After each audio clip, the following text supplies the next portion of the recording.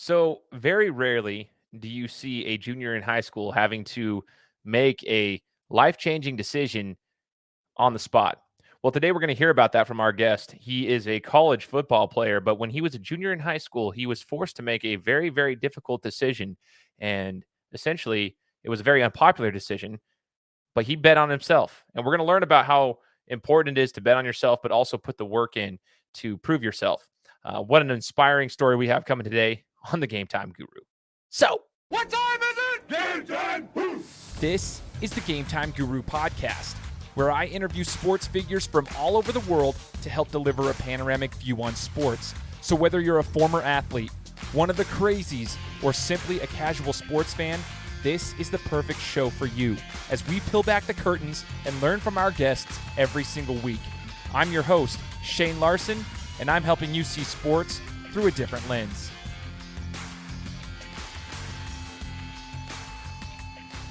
what's up, everybody? Welcome out to another episode of the Game Time Guru podcast. Another week, another awesome interview. We're going to be starting off the month of October with a solid one here as we chat with current Arizona State fullback Case Hatch. He's got a story to share with us. We're going to learn more about him and his journey and what we can expect from Arizona State this year. Case, thanks for joining the show, brother. I appreciate your time, man. Of course, man. Thanks for letting me come on. I'm excited. Absolutely, man. Absolutely. So let's rewind the clock a little bit. Obviously, currently, as people have heard in the introduction, have heard me talk about it right now, they know that you are a Division I football player playing for Arizona State University, and we're going to talk about that here in just a little bit. But I want to rewind the clock before you even got there. Let's talk about your football journey, your sports journey as a whole. From my understanding, you grew up in a family of some brothers, similar to the Gronkowski type of setting in the household. Like you had a lot of brothers.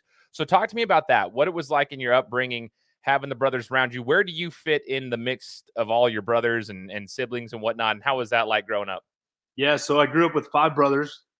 I'm the second oldest, and we're kind of a brutal bunch, to say, right? Like if you get in my family, we're not the normal family, right? We're fighting all the time. Even now, we still fight here and there, but it's not as brutal as it used to be when we were kids. But yeah, I'm the second oldest, and we're a very tight knit family, that's for sure. That's so there's 6 of you or there's 5 of you? There's 6 boys total. Holy all boys, crap. No girls.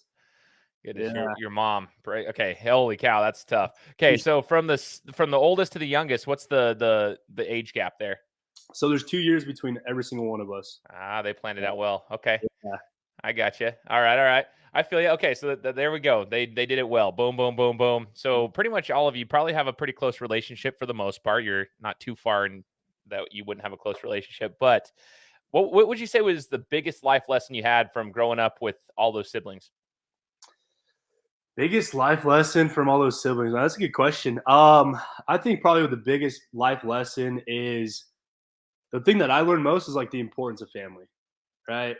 And just having all those brothers around me when we were playing sports, whether it might be at school, work, it doesn't matter. We would fight all the time, but in those times of need, I would have them in my back, right? I would have them by my side, fight me through any situation I might be going through. So I think that's the biggest thing I learned is like the importance of family in life.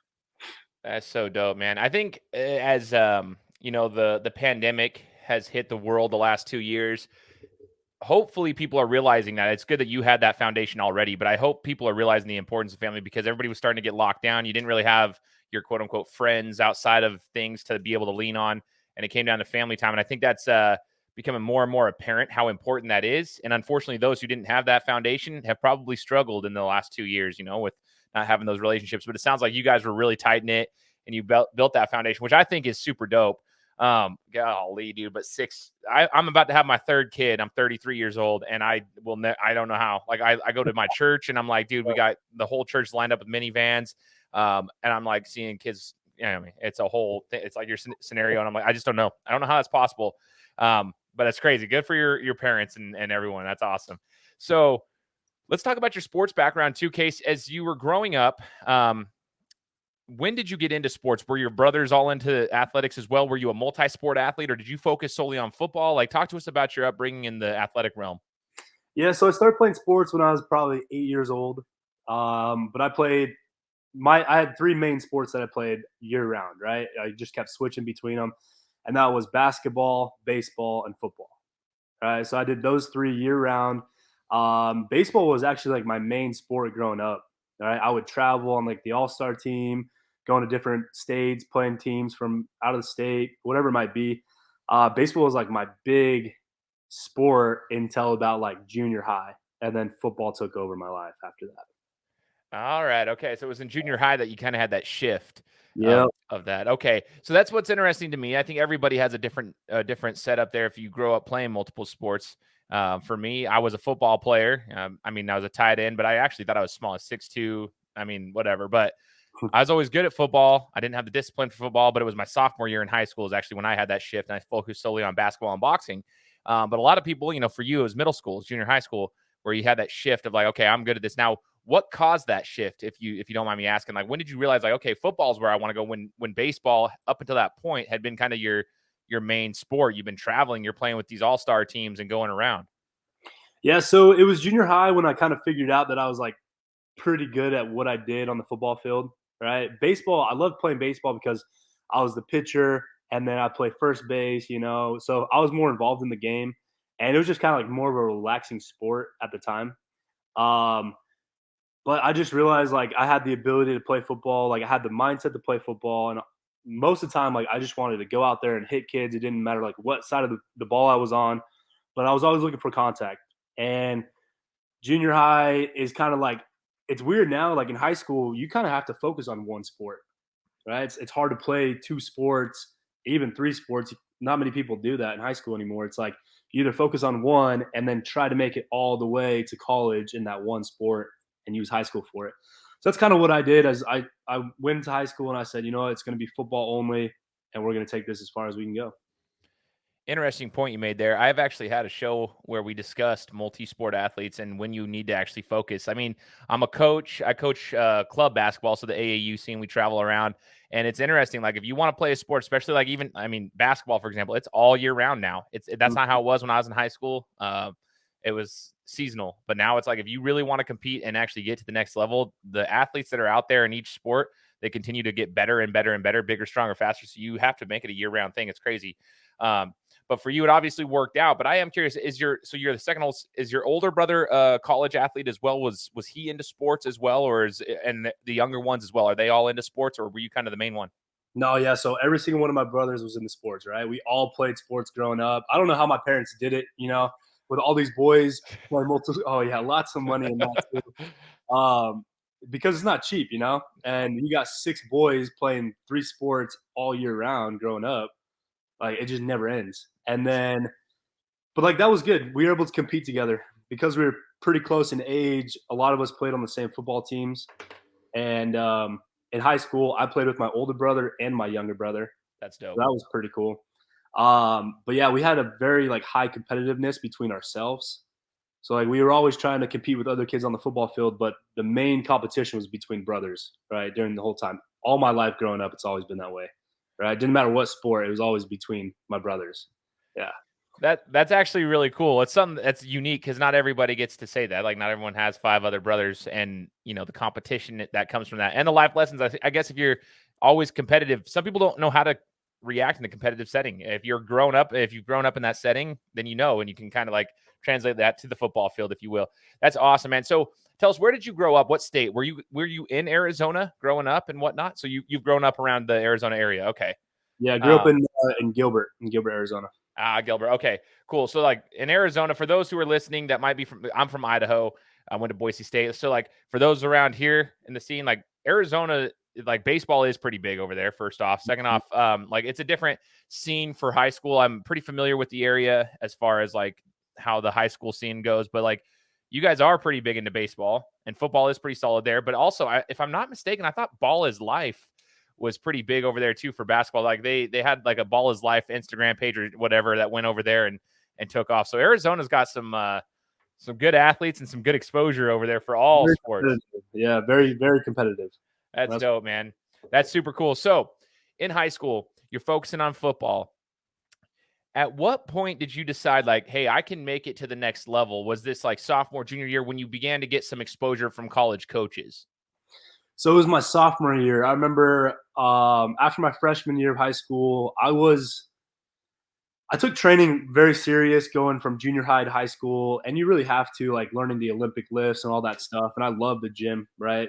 I stay in the gym all the time, doesn't matter if it's season or not. Um, but I was able to kind of put on a lot more weight after my freshman year of high school and kind of, like, build myself up. So then my sophomore year, I got brought up to varsity. I was able to start as a linebacker at my high school, and then after that season is when a lot of schools started reaching out. You start getting all these envelopes from major D1 schools, and it's kind of exciting. I think that's at that point where I was like, man, I'm going to take this as far as I can go. If I can get school paid for and I can get an education for free and play football until I'm like mid-20s, maybe 30s, like, heck yeah, man, let's do it. So that's kind of where it came from, my sophomore year of high school. I remember it. That's early too for some people. Like that's awesome, man. You're starting to get those offers, and you're starting to think about your future from not only just an athletic standpoint, but an academic standpoint. That's actually really cool. So, as you're going on throughout your high school career, the story has it you had planned on serving a 2-year LDS mission, and not to turn this into a religious podcast, but those who follow me know that I also am a member of that church, and I served a 2-year mission myself. So I do have a lot of listeners who might relate to you in this regard. So I do want to kind of touch base on this. I think it's an important part of the story from your journey. Had you planned, so my question is this: growing up, did you plan on serving a mission for your church your entire life? I would like to see that. Or was that more so like something that was coming to as you got older? Yeah, that's a good question. I think just growing up, it was always at the back of my head. That's kind of a main decision in our religion is to go serve for 2 years. So it was always in the back of my head growing up, going through high school, but I didn't really have to make the decision till my junior year. After my junior football season is when I kind of really said, "Hey, I'm going on the mission. I'm going to be gone for 2 years." So that's kind of when I decided. Okay, so you had to actually take a stand your junior year. That's tough. There's a lot of athletes I've actually spoken to, even local athletes here from Idaho, who are going on their missions. They're serving missions, and the future is kind of uncertain. So this is why I actually think this very well may be very impactful for them, because it's a difficult decision to make. Talk to us about this. You're getting offers. Story has it you were getting offers, and your decision to serve a mission actually had a direct impact on some of those offers. Can you expand on that story real quick? Yeah, this is where my story kind of takes a wild journey, right? Everything was crystal clear up until my junior year of high school, and then it all just kind of goes crazy, right? So I remember I was getting offers from big schools that I wanted to go play for. It was freaking awesome at the time. I'm like, yes, my dream is going to come true. I'm going to be a D1 athlete and all this stuff.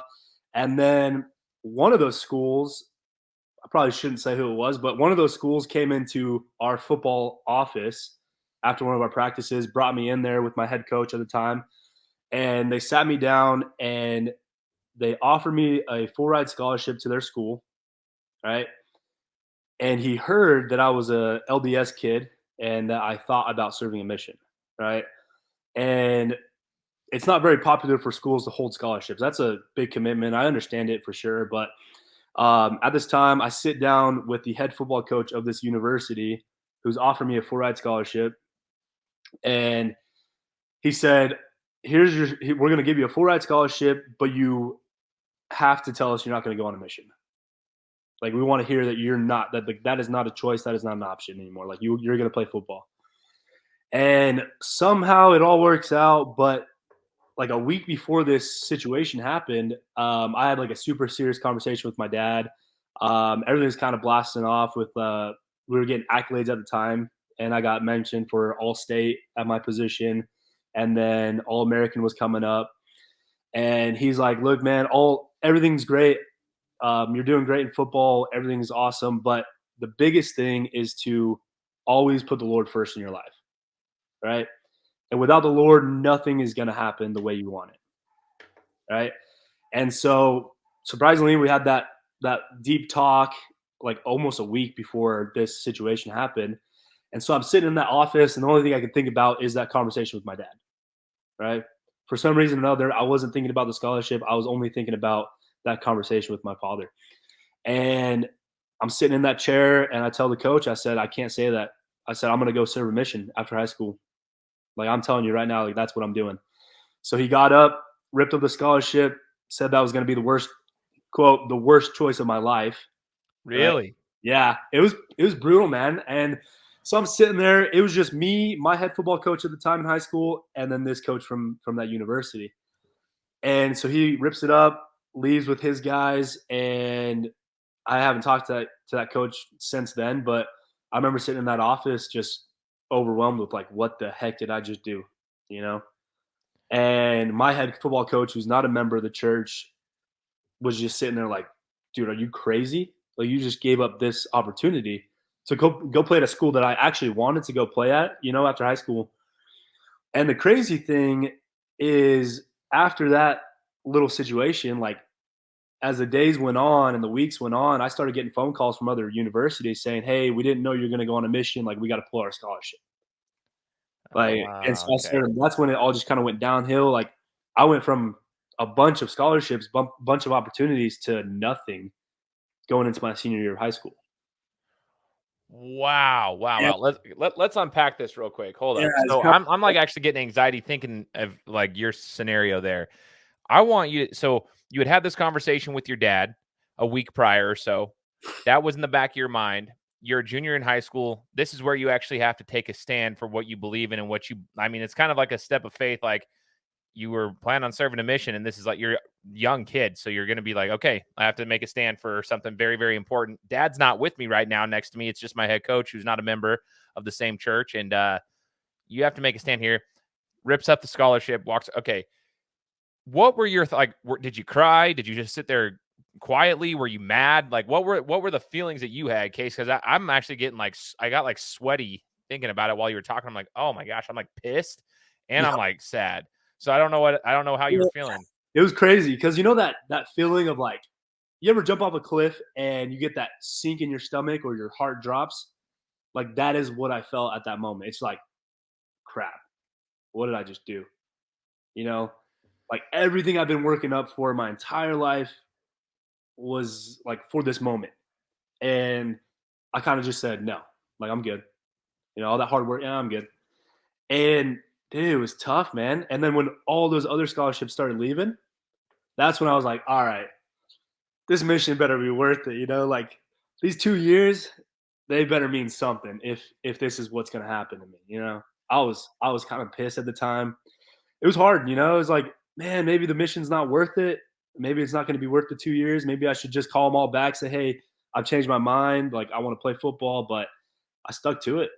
I was able to stick to it, and that was the toughest thing I ever did. For those who might be in a similar situation, whether it's a mission or it's just anything like you have to take a stand for what you believe in, whatever it may be. How did you find? Because that was for a full year. Like you had to like go through. This is your junior year. You're still going to go play. Like you still had to play at a high level still, like to prove yourself. But how did what were some of the tips, or maybe what's some advice you would give someone, Case, that might be in a similar situation to like get through that and stay like, were you praying? Were you consistently like trying to figure out if this was the right thing to do? Because I can imagine having served a mission myself, like I had gone through similar emotions just in life. Like, is this going to be where that's 2 years is 2 years, man. That's a long time. So maybe some advice that you could give to younger athletes or anyone who might be going through something similar. Well, you just got to stick to what you say, honestly. And if you believe in a religion, whether it's with our religion or a different religion, you have goals and ambitions to serve the Lord in a different way, whatever it might be, you got to live that. And that's one thing that was able to help me through this time was living my religion to the best of my ability. Right? You got to live the principles you learn. You learn. You got to live the way you're supposed to live. And as you do those things, with us, it's reading the scriptures, saying your prayers, doing your job as a member of the church. That's what's kind of help you stay on track. Yeah, you're always going to get shifted here and there, but as long as you do those simple things, that's what helped me during that time. And like what you said, it was a whole year before I even was able to get a mission call and go on a mission. And luckily, I had an older brother who was serving a mission at the time, and you hear all of his stories. So it kind of all helped me out and all worked out, honestly, like almost perfect, like the situation. That's so dope, though, man. Like, it's super inspiring to me, and I know there's listeners. I know for a fact I've been doing the show for 5 years. I know who's listening to the show. They're gonna sit here and they're gonna be like dialed into what you're saying. Okay, so at the end of your senior year, let's just make sure we have this clear for everyone listening in. Into your senior year, how many scholarship offers did you have when you were graduating high school? Okay, so let's kind of like backtrack just a little bit. Yeah, you do what you got to do. Let's get the Just story clear. I just want to just make sure. So after that situation, right, you get all the phone calls from the school saying, "Hey, we got to take our scholarship away. We didn't know you're going on a mission." I got invited to the Nike opening. Ooh, okay. Right.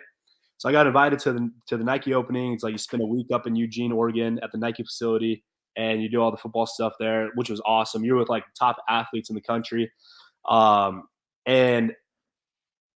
I had like no scholarships at the time, right?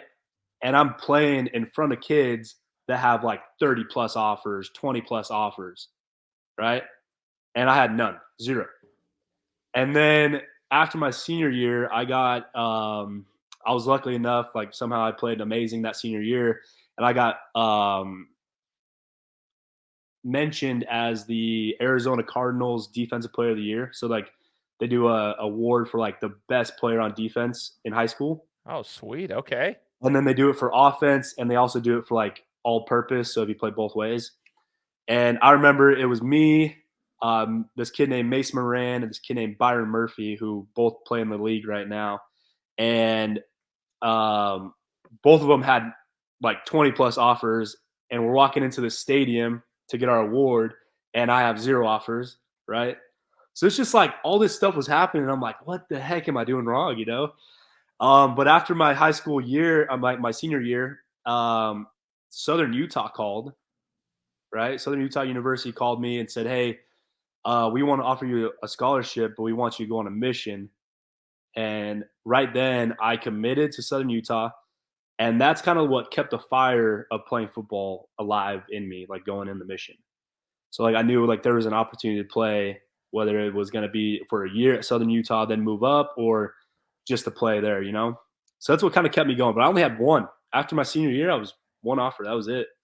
Wow. No, and I'm glad you backtracked on that to like give us the full insight of that. I want to first like unpack the Nike Open dealio that you went to. Yeah. Who was the best athlete that was around you there? And what was it like, you know, having been from Arizona, like you play some good athletes there, but then seeing the talent across the country that is coming in? I just want to know, like, from your perspective, because you're a solid athlete yourself, but what was it like? Who was the best athlete that you're around? It was kind of crazy because they had a bunch of different kids from like different grades and stuff. But in my grade, we had Byron Murphy was there. It was cool to see like hometown kids, right? We had Byron Murphy's from Arizona. We had Christian Kirk. He's from Arizona. Both of them play in the NFL. Both of them doing great. And then there was a few other kids. Who's all playing now? I kind of forget their names, man. It was so long ago. But I remember playing with these kids, and I'm watching them on Sunday. Yeah. I'm like, what the heck? Like crazy. That's nuts, man. Now, for those who are wondering, like, if they graduated with you, yeah, remember, Case served a mission for 2 years. There's a reason why there's a gap there. They're probably wondering, like, why are they in the league? And you're okay. Yeah, there's a reason. There's a little 2-year gap. Here's the other question that I could see. I was doing some research before the show, and I wanted to make sure I asked this. So people are going to ask, and they're probably wondering. So I wanted to ask the question. Okay, BYU is the quote unquote Mormon school. Okay, they're known to hold scholarships for guys serving missions. That's why everybody makes jokes like, you know, Taysom Hill was there till he was like 30, it felt like, right? So, like, I mean, people are always making jokes about that. Why not BYU? Was that ever on your radar? Were you ever wanting to play for BYU? Or are you like me? All my listeners know I hate BYU. Growing up in the church, I hate them. So I despise. I'm a Boise State and an Ohio State guy. I hate BYU. So I'm just wondering, like, was that ever in the works or anything that was like on the top of your mind or anything like that? You know, I'm glad we're on the same page, right? I hate BYU too. But my reason is a little bit different. I got offered by them my junior year, right? So I got a full ride scholarship to go to BYU, but when the coaching staff changed, they took it away. Oh, interesting. Yeah. So I got offered by Bronco Mendenhall, who was there, and then when Sataki, I think it is, right? When he moved in, he's like, "Hey, we want to recruit our own guys. Like, we apologize." I said, "All right. You know, I hope I get to play you." And we did. We played them last 2 weeks ago, right? But they beat us. It was unfortunate. That was a good game, though. That was a solid game. I was a little bit bummed about it, but it was a solid game. Kind of killed ourselves. But, yeah, so I got offered by them, but they took it away. when the coaching staff changed, which fair, but yeah. Okay, so there was some BYU in the mix, and that's good. I'm glad you cleared that one up too, because that was going to be a question. I'm sure people are asking, like, well, why didn't you just go there? Because they're known to be obviously like that's totally fine in their space. So, okay, and yeah, we like Boise State's heading up to BYU in 2 weeks. Probably not going to be a good thing, but I'm not going to lie. I got home from the Oklahoma State BSU game. What was it, 2 weeks ago? Come home to watch the game. I'm like stoked for you guys. I'm like, yeah, and then. Okay, put me in a really, really bad mood. Tell me going about into Sunday morning. Well, of course, yeah, you're on there. I just, yeah, it's frustrating. I hate Provo, anyways. I hate that stadium. Okay, so, oh man, good times. So, you're going into your mission, and I do want to ask a couple of questions now as you go to serve. Where did you serve your mission? So I got called to Florida Fort Lauderdale. Okay. But I served majority of my mission was in Miami. Ooh. Yep. Okay. We got to speak Spanish, so we got to learn the language. So that was cool. Oh, nice. So it's Spanish speaking. Yep. Okay. That's super dope. Yeah. That helps in the college credits. I can speak to that point right there and just test out of them. Get yourself a full semester of credits if you want in a matter of an hour and 10 minutes. So you you go to Florida. What was, I guess, during those 2 years, I'm sure there's tons of lessons that you can kind of like put parallels between sports and your mission in life and so forth that you're probably utilizing to this day, but maybe like 3 lessons that you learned from your mission that you've been able to translate to the football field now. And we'll get to more of your football career here in just a second, but maybe the mission and what it taught you, like maybe the top 3 things that you can translate to your sports career.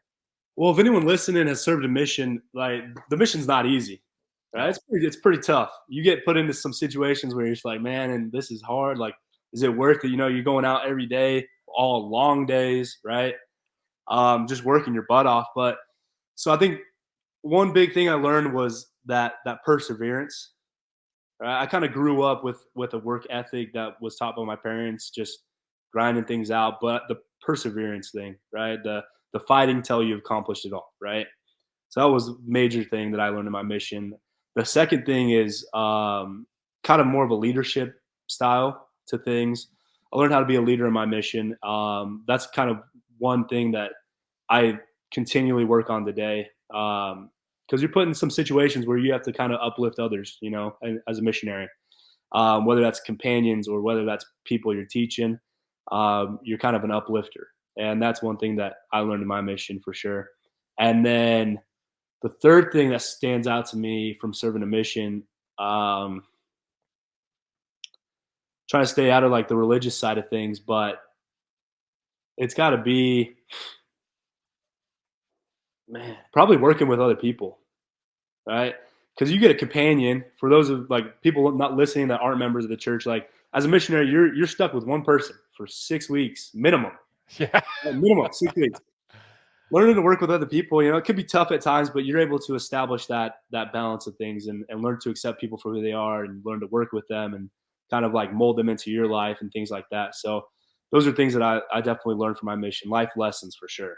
Life lessons. Oh my, I am so glad you brought that up. I honestly can see that, like, even in real life, dude, the mission, dude, there were companions. And so for those who are listening, you might see Mormon missionaries walking down the street. They're happy-go-lucky, wearing name tags and ties and whatnot. And I always smile because I'm like, they probably want to kill each other sometimes. Like they might have just gotten in an argument or somebody pissed somebody off. Nobody will ever know because they always like find a way. It's true. When you're on the mission, you learn how to deal with it. But there were times where I wanted to put my companion's teeth in the back of his throat, and like we just get in arguments all the time. And it was just, it is what it is. But you love each other, and you figure out how to like, you know, find the love for them. And like I loved how you said like you mold them into your life and vice versa. And it's just like a way to you get along with people. Because when you're on the football field, you're not going to always like your teammates. Everyone's coming from different backgrounds all around, but you have to learn how to, you know, come together for one common goal and one common purpose. And then you end up actually like loving that individual if you can do things right, you know? So I love that you brought that up because I think a lot of people can understand that. But even if you're not a member of the church, you can understand that in regular life. If you're working a job, you don't always like your coworkers. Everyone's coming from different walks of life, but you've got to get stuff done or else you don't get a paycheck. Simple as that. So very, very good life lessons there. And I can relate. So I'm smiling. I'll probably laugh about that later because that's bringing me back in time. So people are probably wondering, Case, how, you know, we've talked about you're at Arizona State. You talked about Southern Utah. So how did you end up at Arizona State? Talk to us about this real quick because we need to see how that shift happened. No, it was wild. So 2 weeks before I came home from my mission, right? 2 weeks before I came home, somehow or another, we got in contact, or something happened, right? We got in contact with ASU through a guy named Al Luganbill, who was director of player personnel at ASU. And he's like, look, man, we've gone over your film. We see that we offered you in the past and we took it away because of a mission. Are you considering ever coming back to us? I was like, I mean, that would be awesome, but I'm committed to Southern Utah, right? He's like, yeah, but we want you to come to ASU as like a walk-on, and kind of from there, maybe you can earn a scholarship and things like that. And I always dreamed about playing at ASU, right? And I kind of felt like I could play at a Division I college at a high level. And so when that opportunity came up 2 weeks before I came home, I said, yes, let's go. Let's do it. So I kind of committed to that route, had to call Southern Utah, said, hey, in 2 weeks, I'm not going to be there. Right. Wow. Came home for my mission on like a Thursday and then started football on Monday at ASU. So super fast. Wow. Crazy. Wow. When you were on your mission, did they allow you to lift and so forth? I actually had that question come up. I was writing it down as notes because I served a mission. I'm just speaking for me personally. I lived in Brazil. So like I served in Brazil. I lost a lot of weight. I was walking every day. I came home 170 pounds. When I was boxing before my mission, I was fighting at 205. And I came home 170 pounds. And it wasn't a good 170 pounds. Everybody says I look disgusting. You know, now I've had the opposite problem. I've gained too much weight. But like back then, I was a stick. And so I always wondered, these college athletes, you know, how do they stay in shape? Were you able to go and stay in shape, somewhat in shape, I guess, during the mission before you came home? Yeah, that's kind of nice about being like in state as a missionary. You're in the United States. My mission president was very supportive on anything that we wanted to do after the mission. And so he found out that I was going to play football after the mission. And he gave me kind of like a regimen. He said, hey, you can work out from this time to this time, but it's got to be done before studies, right? So as a missionary, you're following that strict schedule, right? And our studies started at 8:30, and I would wake up with my companion at 4:30. We'd go to the gym. We were able to get gym membership. Went to the gym from like 5 to 7:30, and then I'd go home, get ready for studies by 8:30. Did your companion have to sign off on that? Like, did your companion know? I said, hey, well, like every time I got a new companion, I said, hey, this is what it is, right? And like they'd be super excited for it in the first week, second week, it's all right. Third week, they're done with it, you know. But I'm like, oh, we got to keep going. We got to keep going. I got dreams, you know. I got to make this happen. So a lot of my companions were super supportive. I had a few that didn't like it as much, but they still supported me through that. That's so dope. I'm just thinking about it. Like some of my companions, if I try to get them to the gym, that would have been a nightmare. Oh man, that's hilarious, yo. Okay, so you're coming back as a walk-on.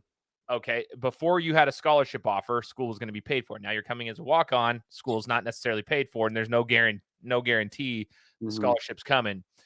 How was your, I guess, introduction to ASU football coming in right off a mission?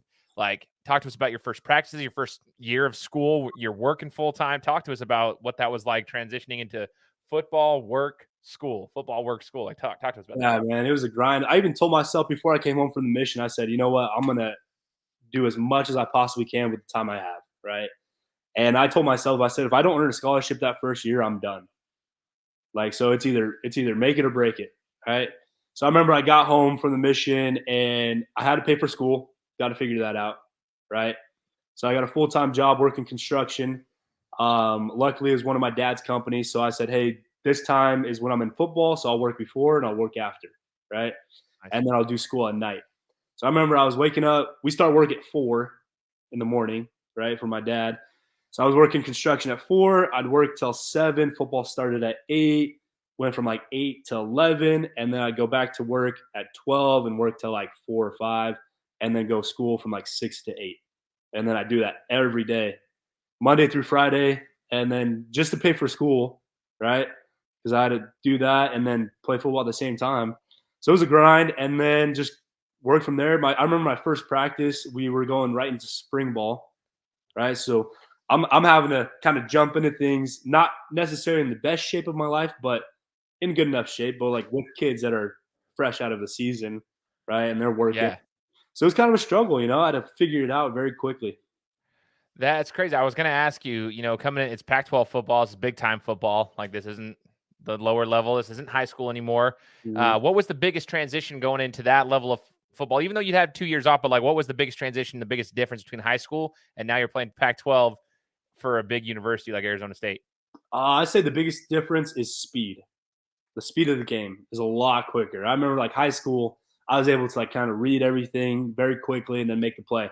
But in college, everything happens so much quicker, right? So I had to figure that out, understand the timing and the speed of the game at this level. And that was kind of the biggest issue that I had.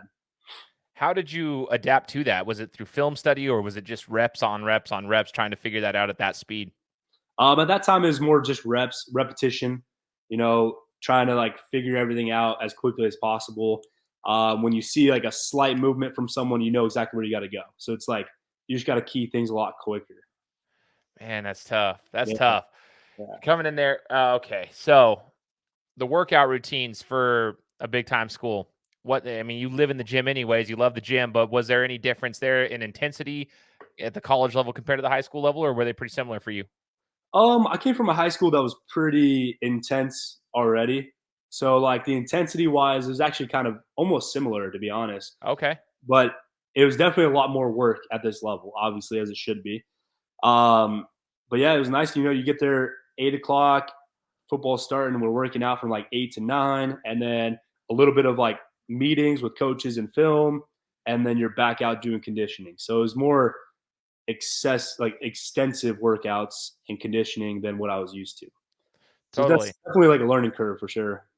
Totally. But it sounds like your high school was doing it the right way. Like they were pushing you guys, like they got you prepared. So No, there's that's very few that are out there, but it sounds like your high school got you guys in the right situation. Now, the other question I have written down here was in regards to how did the players accept you? Because you're coming in there probably 21, I'm assuming 20, 21 years old. A lot of these freshmen are coming in 18, 19. They're a little bit younger. How did they accept you? Was it like, oh, grandpa's here? Or was it like, oh, no, like I actually respect this dude. He's coming in. He's put in the work. What was it like for you? So I remember I came in.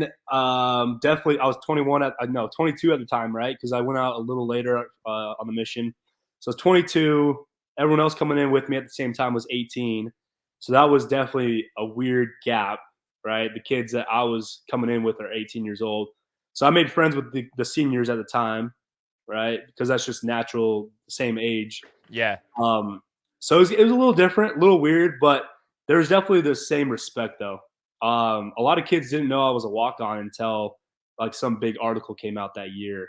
A lot of kids didn't know I was a walk on the team, which was kind That's of actually weird. that's pretty sick, actually. That's pretty cool. That's pretty cool. They Yeah, just assume they're like, all right, it's the way you hold yourself up and the way you play. That's dope. So yeah. I just wondered that. Did you feel this is just a personal question coming in at 22? Some people say, well, that's an advantage because he's matured, his body's matured, and I can speak from experience. I was a much better I graduated high school when I was 17, when I was 18, and then going on when I was 19. And then even when I came home, when I was 21, I was so much more athletic at 21 than I was my senior year in high school, like leaps and bounds. My body had matured. I could actually dunk. I was like, oh, I'm great. I'm explosive and yada, yada. And I was strong, whatever. I'm just curious. Did you feel like that was an advantage to you? Or did you feel like, oh, my joints are hurting. It's a little bit longer recovery time. That's a question that's always come up in my mind. And I haven't actually been able to ask anybody that. I honestly think it was an advantage at the time because putting weight on was a lot easier. I was able to kind of grow myself a lot quicker and didn't have to put in too many hours in the weight room or too many hours on the field. I was kind of able to develop quicker, which was nice. And I think the biggest advantage that I felt was the maturity, right? I think coming in after high school, I don't think I would have been ready for college football, honestly. Just like with the maturity level of things, like it's definitely like a big learning curve for some kids. But coming in at 22, I was kind of more mentally prepared for it than a lot of the kids that I came in with. That's so awesome, man. So cool. In case you mentioned that you were going to go for a year, and if you didn't get a scholarship, you're going to have to bounce. I mean, like that was kind of your goal. Talk to us about that. Did you earn your scholarship, and how did that come about? Yeah, so it was a long year. The first year was the longest year, right? That was a struggle, working all those hours, going to football, practicing. Finally, the season came, and I was able to play at linebacker, play on special teams. and kind of perform and kind of show myself, I'm able to be out here on the field, right? And then after that year, I was mentioned as like all-purpose, the first team Pac-12 all-purpose player of the year. I got that award. And following that award, like a week later, I was offered the scholarship, a full ride scholarship to ASU, which was freaking awesome, man. That's like everything I was working for that entire year finally happened, So it was just the craziest moment of my life. Did they do it in a special way? We've seen some of those coaches go viral for doing it in a special way. I'm just curious, did they do that special for you guys, or was it just like, hey, you got a scholarship? No, it was right before Christmas because we had to stay a little later that year because we had a bowl game, I think like January 1st or January 2nd, like late game. Actually, no, it was December 31st. That's when our game was, New Year's Eve. And they did it as like a Christmas thing. All right. So we're in our film room with the entire team, and they like brought up the awards, the accolades, right? First team Pac-12, all this stuff. And then they mentioned me, the all-purpose player. So we go up there, and he's like, I got another Christmas present for Hatch. And then they offered the full ride scholarship right there.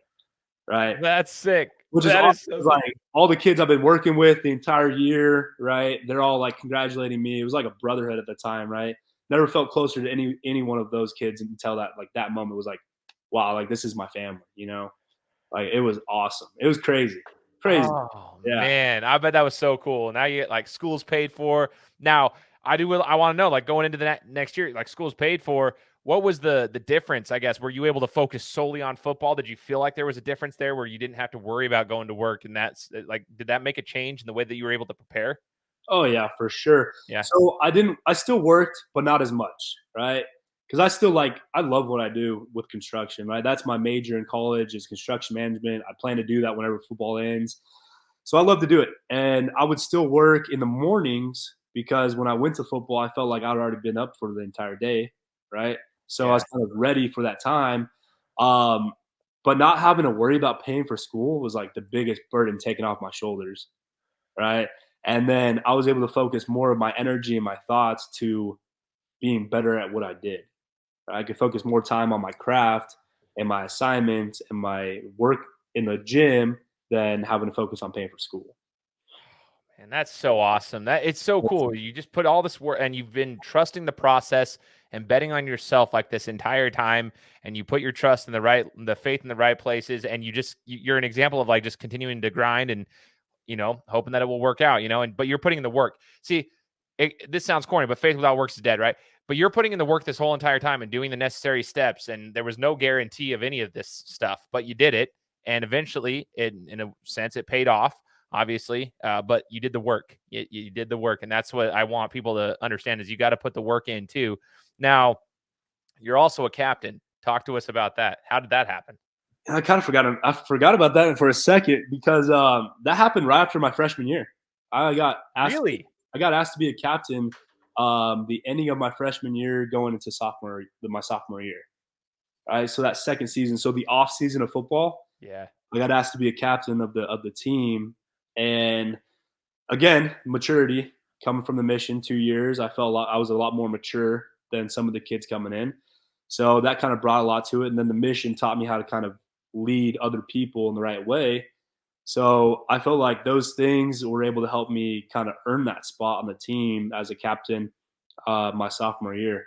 But unfortunately, it was kind of a short season because of COVID, which sucked. But still, it was fun.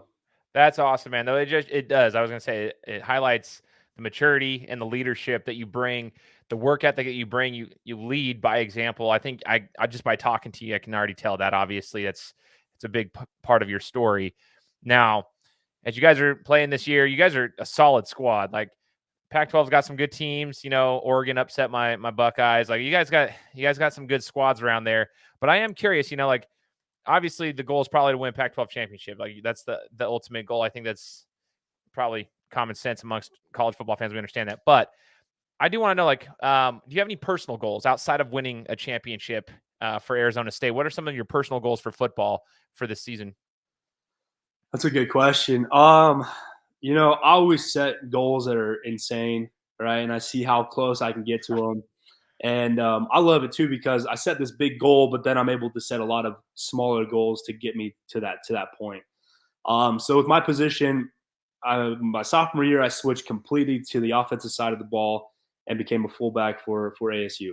And we got your old offense coordinator, Zach Hill from Boise, Yeah. came to us. Luckily, he runs a lot of fullback, which is awesome, right? And so, like, my goal personally for this year and this season is to be the number one fullback in the country, right? That's goal number one. Goal number two is to earn that all-purpose Pac-12 Player of the Year again, right? That's what I want on special teams because I've done it once. I want to do it again. And then the third goal, man, is just to keep. I don't know. I just can't hit a wall. That's my big thing. Is I don't want to be complacent with what I've achieved because I know there's a lot more that I can still do with what I got. 100%. Like you don't want to hit that plateau yet. You want to keep going. Like you don't want to flatline. And I think you will do it. It's awesome. Your work ethic's there. You've got the right system in place too. Moving over to the fullback position from being a linebacker, like your whole entire life, like in your football career, like going into that. For those who, most of my listeners are football fans or sports fans in general. Obviously, the fullback is kind of like the offensive linebacker is kind of the word they use, the phrase they use. It's offensive linebacker. Boise State, I think it was Corey Hall. He was a linebacker. He went to fullback in the NFL, played for the Packers. Like it's a very similar, and it's I shouldn't say easy. It's a transitional piece though, where like a lot of times it's a common transition. A linebacker over to a fullback is a common transition in football if you want to look at it that way. So that's why like if people are wondering like how did that work out? I'm sure based on like your skill set, it's very similar skill sets. You just have to adjust to a few things. Now, I do want to ask you this question though, on the offensive side of the ball. So from a football perspective, defense, typically the plays are not nearly as long as the offensive plays, but I'm not sure how the plays are called in the huddle. But was there a transition to like learning the plays on the offensive side of the ball compared to maybe defense and the assignments you have to do? And what would be the major difference there? Well, it was completely different, right? My entire life, I played on the defensive side of the ball. And now I'm playing on the offensive side of the ball, having to learn a playbook, like an offensive playbook, which is the weirdest thing I've ever had to do in my life, honestly. That was a big learning curve when that happened. But it was different because being a linebacker for all those years and now being a fullback, having to block the linebacker, right? I kind of anticipate what they're going to do. Right? Yeah. I know, like, if I'm on that position and I see this kid come and this is the move I'm going to do, right?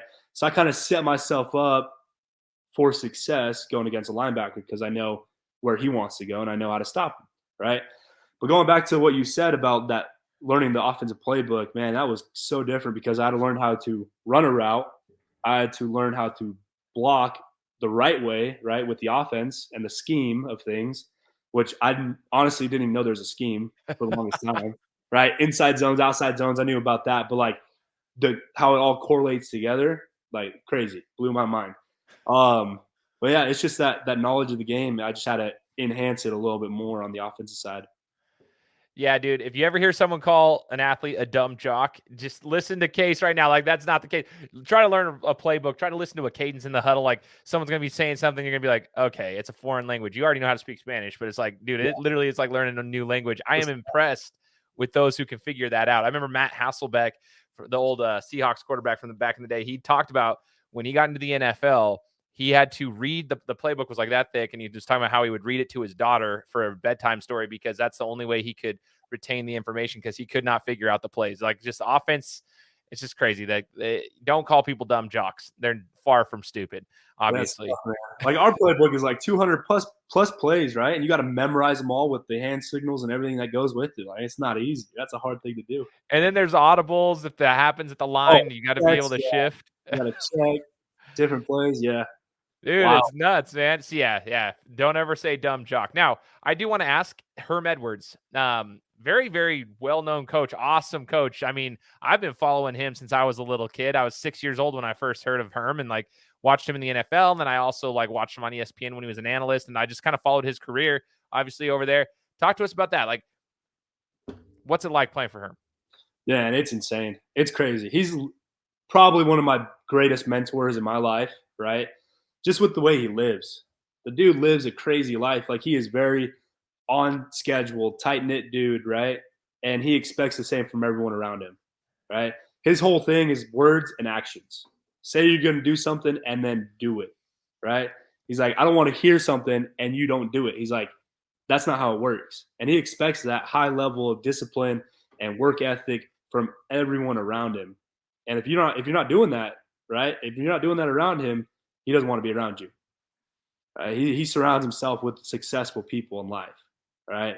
And he expects that from every single one of his players. And he even says every day, he's like, hey, if you don't want to do these things, words, actions, you don't want to like stick to this. He's like, go to school. We'll keep you on scholarship. Just don't come to football. Ooh. He tells us to our team, like, he's like, if you don't want to be a part of this team and follow our rules and do the things that we're supposed to do, he's like, just go to school. Don't play football. So he's an awesome dude. He really is. He expects a lot from you. Dude, I love it. Do you guys give him crap and ever say, like, does he have to say you play to win the game? Does he ever have to redo that whole entire speech? Or is that one of those things that he's so sick of hearing? Like, I just wonder how that's like. Does anyone bring that up? That's funny you say that, because I think he might be sick of it, maybe. Because since I've been there, he's only said it one time. Oh, really? Only been brought up one time. I swear.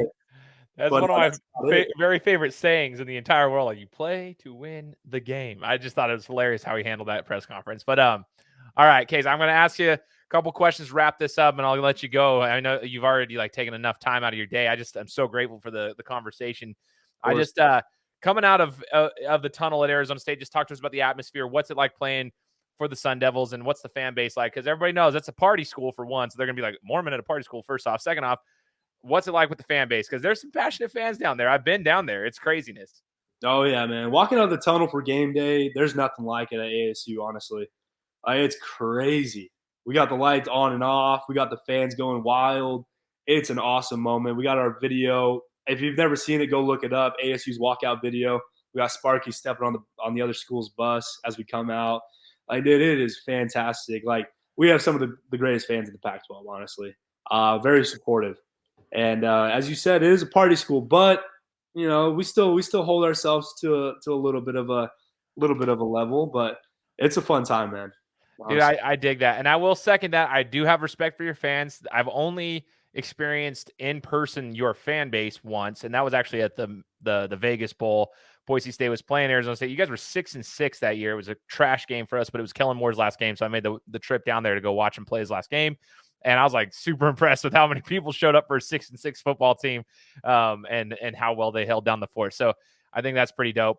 Okay, so you did allude to this earlier. This is my last question for you. As far as I have two questions. This is my next last question. What's the plans after football? You mentioned construction management. But yeah, what is the plan for Case Hatch? What should we expect from Case Hatch in the next 5 years? Well, man, I want to take football as far as I possibly can. And the great thing about playing the fullback spot is you have a longer expectancy in the NFL, right? You could play for a lot longer as a fullback than a linebacker, which I think that kind of helped me make that decision to play fullback, right? As a linebacker, I might lose my head in a couple of years, honestly, with how brutal the game is. But, man, in 5 years, honestly, the goal is to keep playing in the NFL, to be playing in the NFL. I want to be playing for a few years after college, and then once football finally comes to an end, I have goals on starting my own companies in the construction world. So awesome, man. I think that's so dope. Last thing. This is the last question. Okay. The biggest life lesson that football has taught you. Biggest life lesson that football has taught me. Whew, that's a good one. I think the biggest thing I've learned from football is if you want something and you're willing to work and you're willing to perform and compete, you'll get it. Honestly. I think that goes with anything in life. And football taught me that at a very young age, that if you're willing to work for something, put everything you got into it, right? And you're willing to compete, perform, you can accomplish anything in your life. That's the biggest thing football taught me. I've seen that in my football career. I've seen that outside of my football career, even with school. It always works out. I love it, man. I love it. Ladies and gentlemen, Case Hatch, fullback for Arizona State. Go check him out. He's got a lot of football left this season, and we look forward to seeing where he goes, Case. Just want to say thanks once again for joining the show and letting us, hear your story. And hopefully for those listening, you'll share this out with the rest of the people. If you guys haven't already subscribed to the podcast, make sure to leave us a 5-star review and let us know what you thought of the interview. But Case, once again, man, thank you so much for joining us. Thank you. Guys, thanks so much for listening to another episode of my show. Now, if you could go and do me a favor, head over to iTunes, give me 5 stars, and leave me a review. It would be greatly appreciated. Thanks, guys. Appreciate your support.